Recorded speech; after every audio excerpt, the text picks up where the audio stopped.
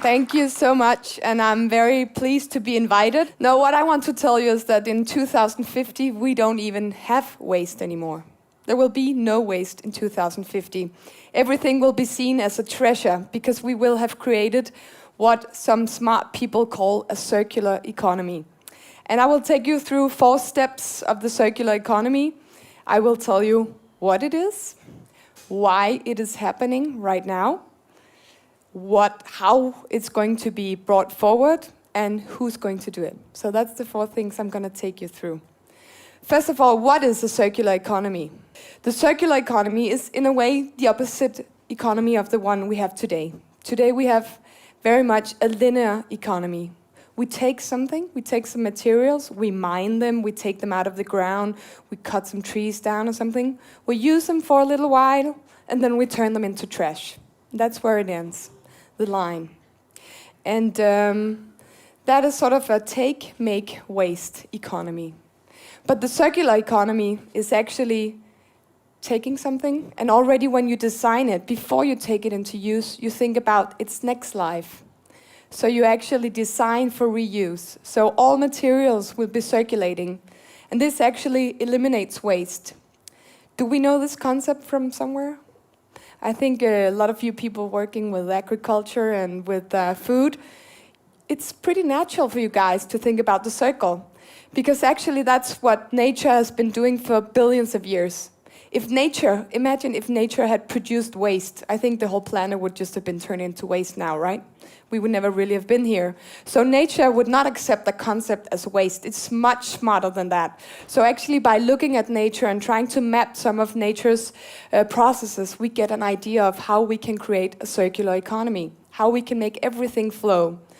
And the people that have thought out this is a chemist and an architect. And they are thinking about 2 circles that should be circulating.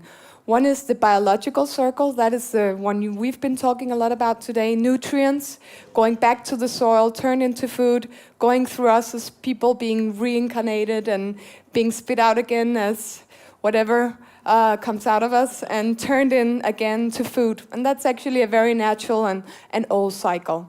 The other cycle will be the technical cycle. That will be all the materials that you know as gold, rare earth materials, metals, all of these technical, they will be going in another circle. So I'm going to tell you how this all is going to take place, but I will first tell you why it's happening right now. So of course, I think a lot of people are here and for ethical reasons, you think it's the right thing to do, right? But, and sustainability is right, it's something about our kids and the future and whatever. But you know what's a really, really strong driving force at the moment?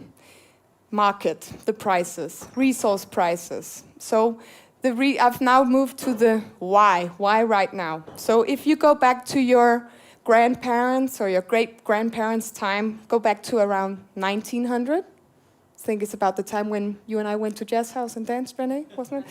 So no, go back all the way to 1900. I'm not sure Jazz House was built at that time. So from 1900 till 2000, we just saw resource prices, metal, cement, water, whatever, oil, gas, coming down every year from 1900 to 2000. And most of you will remember in 2000, if your printer ran out of ink, it was more expensive to ask somebody to change the ink than to buy a new printer, right? So things were gotten so cheap, resources.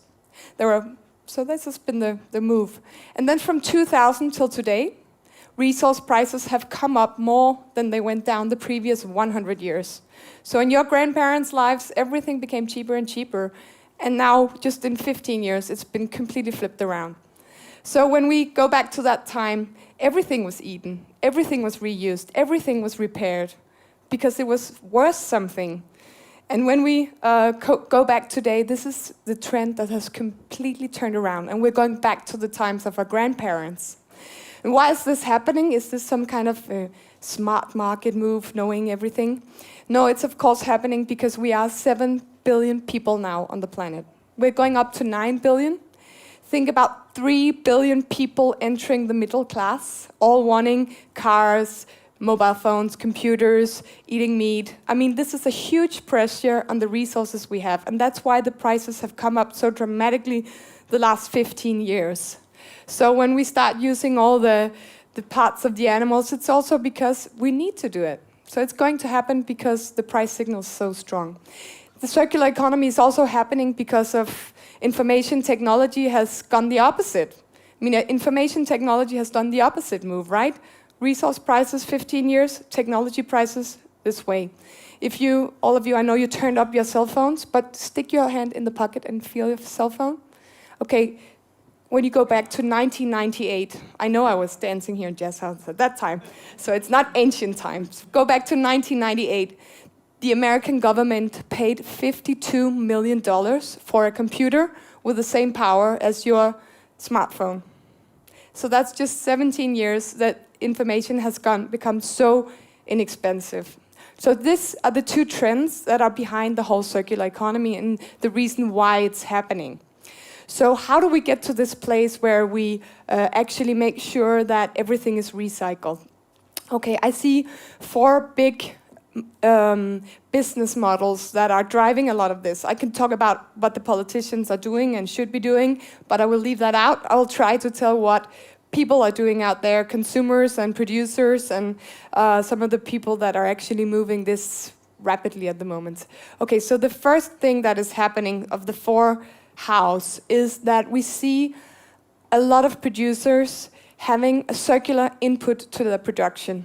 They use renewable energy, or they use recycled plastics, or they use recycled metals, or here in Kalundborg, some of you might know the Symbiosis, where there is a big power plant, and the waste from that power plant, the waste heat, is used in the next business for energy input.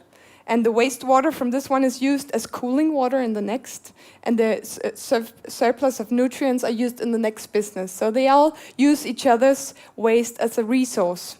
And this is happening at a rapid speed at the moment. Just 5 or 10 years ago, you would see big producers of clothing that would just leave, you know, like the spare parts that would just be left on the floor. Now it's a business to pick up that waste and turn it into new cloth, right? So we're seeing everywhere that waste is seen as a resource and that the waste from one company is a resource of another. And the biggest company of the world are just eliminating waste because it's such a big post on their budget. So it's now turning into something to the treasure. So that's the first thing, the first very big move that we see at the moment from some of the biggest businesses. So the second is remanufacturing. That you take something and that you use it again. There are different kinds of remanufacturing. So I could tell you about the BMW that produces cars. BMW found out in 2010 that if they reused the plastics and the metals from their cars, that they could save 10% on each car.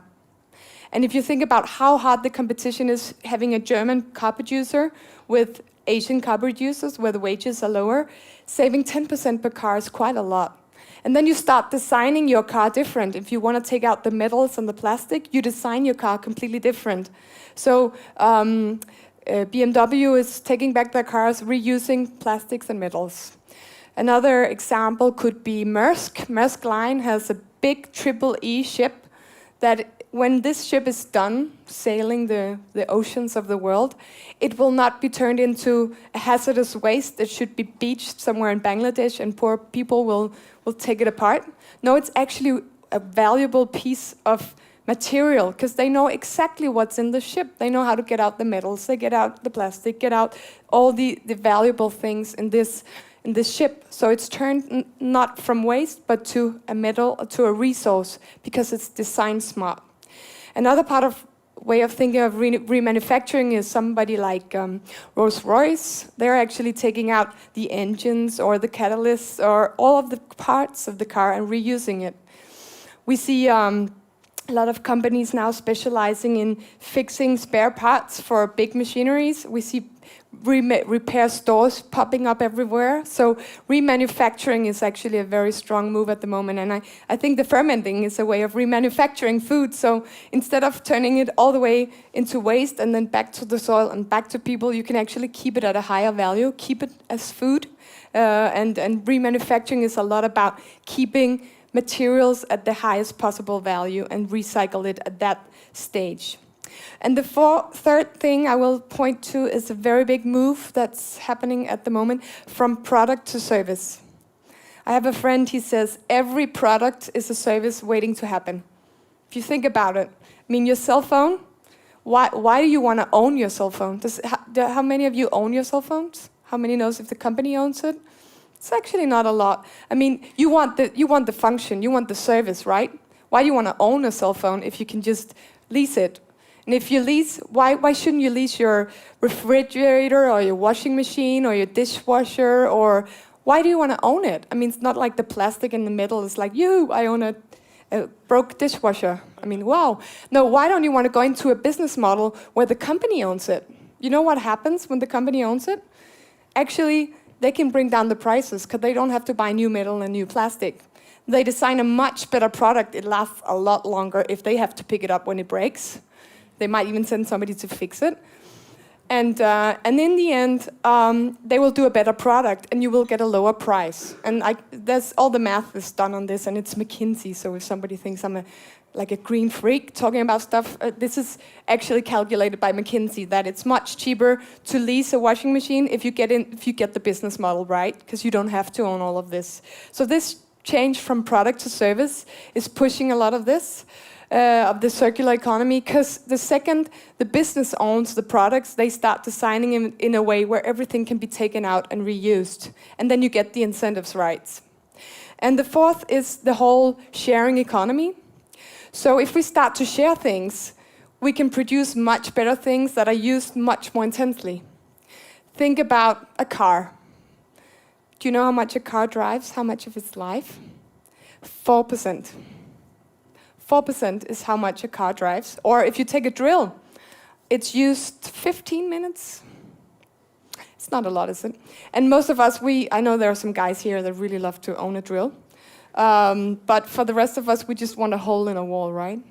And I think we're going to a place where we just want mobility, where we don't care so much about owning a car. It's actually a little bit of trouble. If you just come to driverless car and pick me up and I can drive around and this car will be driving all the time. So I think we are moving to this, and also because of information technology, it's now possible to share things in a much more intelligent way, where we don't feel all the time that this is something that we cannot trust, or something that is a little bit dirty, or something that, I mean, car share for a long time was a problem because people left stuff in the cars and was a little bit disgusting. But now, you rate people, so you don't leave stuff in the car, you just behave better. So the information technology has made it much more easy to share things and much more easy to distribute. And I think the second we get driverless cars, and we know they are there, and they're on the street, why should it be standing still 96% of the time? It will start driving. And when the car has such a high value, because it's driving all the time, of course you design it in a way that everything can be taken out. I know Apple are looking at their phones now to see if they can get out all the rare earth materials, the gold, the silver, everything. Because if you take a pile of electronic waste, it has more gold in it than a gold mine does. So we're just losing it at the moment. So the second we start to use things much more intensely, and we will do that with the sharing economy, I think this will also push the idea that we will have no more waste. So I hope that I have convinced you, because now I'm moving to my fourth point. Who? It's you guys. You're the ones that are going to make this happen. So of course we can set up some kind of framework. We can make the right people meet. I mean, as a politician, sometimes you need, if you want to recycle plastic, for instance, packaging, you need to get enough municipalities to collect the plastic waste. You need to get somebody to build a waste separation plant where you can get the plastic out in 5 streams. You need to connect the retailers to actually start producing or only using packaging that fits into this system. You have to get the consumers to bring things back, either in the bin or at the supermarket. But it's actually all of us. It's not something that politicians can do. It's not something we can do alone. It's something, the second where you start seeing this circle, as soon as you look at the chair or at whatever you're surrounding yourself with, as something that should be able to be separated, and you should be knowing exactly where you want to put it. I mean, you should not be in doubt. I just know this goes into this, and this goes into that, and nothing goes into this one that goes to incineration or landfilling. It all goes somewhere, and it's smart. So I really want to urge all of you to think about your role in the circular economy.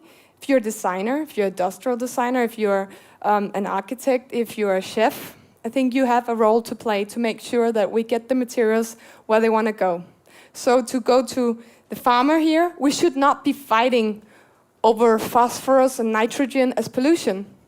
We should agree that it is a lost resource. We should find ways of doing precision farming where you actually measure. So if you think about it, like this guy told me that, can I borrow a phone? Does anybody have a phone? Yeah, so he told me, this guy, he's a mad guy, but I really love him. So he said, okay, so imagine molecules and resources, they go like this. Information goes like this. We have to be somewhere else on that scale. So think about this as a tractor. So you can actually be going over your field, and it will know exactly how much potassium, how much phosphorus, how much nitrogen should be fertilized everywhere. So what does this give you? It doesn't give you the economy of scale. It gives you the economy of small scale. It makes all of us very, very efficient at a small scale. It's pretty smart, isn't it? We don't have to have only, this. We saw this chart of going from 140,000 farms to 40,000 because of large-scale advantage. We don't need to do that because we can have small-scale advantage using technology in a much smarter way, using distribution in a much smarter way. So we don't have to do this to be efficient. And if you don't believe what I'm saying, think about Airbnb or think about Uber. They did a platform. They gave everybody an opportunity to do economy of small scale because they had a smarter way of doing it. So I'm sure we are right ahead in front of something like this that might go into the whole agricultural sector, and we'll produce food much closer to where we consume it, and we'll have it distributed in a much easier and better way because of the technology. And I hope you guys will also play a role here. I certainly hope that I have inspired you a little bit. And okay, so I know that some of you guys, I have to say this. All night I've been watching these fuckers on stage. Okay, what the hell? Why are we drinking old, disgusting water imported from somewhere in plastic bottles with chemicals? Why? Can anybody explain it to me? So, okay, so if I haven't convinced you about anything about the circular economy, can I just please, you're the guys moving the world, right? Put a fatwa on these things. We don't need them. It doesn't taste nice. It doesn't even have sparkles or bubbles. I mean, this is ridiculously waste. So I just want to say thank you for tonight, and I hope you have a wonderful night.